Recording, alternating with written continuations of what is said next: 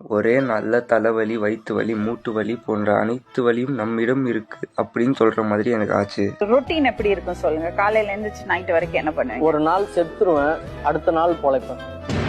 அதுதான் என் வாழ்க்கை. வணக்கம் guys, improve my compound with சீரீஸில் இது நாள் 7. என்னடா கன்சிஸ்டண்ட்டாக 6 நாள் வீடியோ போட்டேன், எதுவும் ஆகலைன்னு நினச்சேன்.